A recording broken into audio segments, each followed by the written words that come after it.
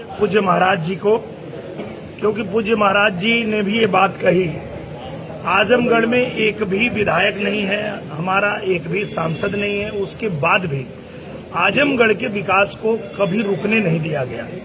पूज्य प्रधानमंत्री जी ने भी हमेशा आजमगढ़ को प्राथमिकता दिया।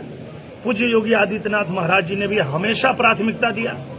लंबे समय से जो मांग विश्वविद्यालय की थी, लोग धरना करते थे, मैं तो बाद में आया, मुझे तो आके ही पता चला कि लंबे समय से मांग चल रही और नहीं बन रहा है।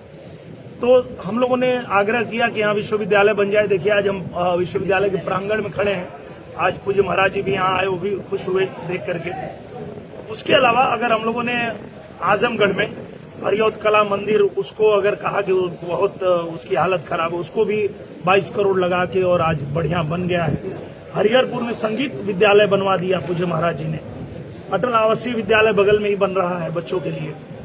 आजमगढ़ की जो भी मांग रही, जैसे लंबे समय से हम लोग लिख रहे थे महाराज जी को कि जो पुरानी जेल है, उस जेल की जमीन पर बढ़िया एक कन्वेंशन सेंटर बन जाए, एक पार्किंग की व्यवस्था हो जाए, वहां जो रेवड़ी ठेला वाले लोग हैं उनके लिए भी बाजार लगाने की सुविधा हो जाए। तो आज मंच से महाराज जी ने उसको भी उद्घोषित कर दिया है।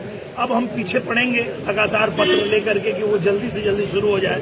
ये कब तक आश्वासन दे रहे हैं, कब तक शुरू हो जाएगा? नहीं, हम तो लगे हैं बहुत टाइम से, हम तो 22 से पत्र लिख रहे हैं। क्या 27 से पहले शुरुआत हो जाएगी? हो जाना चाहिए और हम लोग तो लगेंगे।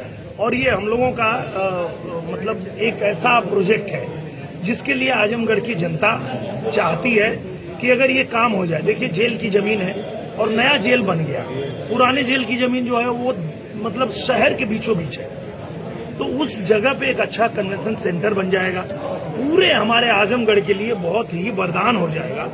तो वो महाराज जी ने आज कह दिया है और हम लोग पीछे पड़ के इसको 10 विधानसभा में 2 विधानसभा को सौगात दी गई है, 8 विधानसभा भी बाकी रह गया, तो उसको किस तरह से देखा जाएगा? हर देखिए ना, हर महीने हम लेके आएंगे महाराज जी को और हर विधानसभा के लिए ऐसे ही जैसे आज देखे आपने सौगात मिली है, हर विधानसभा को मिलेगी।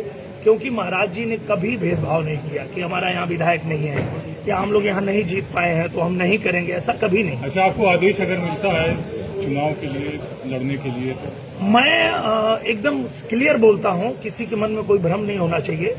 मेरे साथ मेरे आजमगढ़ के कार्यकर्ताओं ने, मेरे आजमगढ़ के जितने नेताओं ने, सबने मेरे साथ बहुत मेहनत किया है। अब बारी है मेरी मेहनत करने की उनके साथ।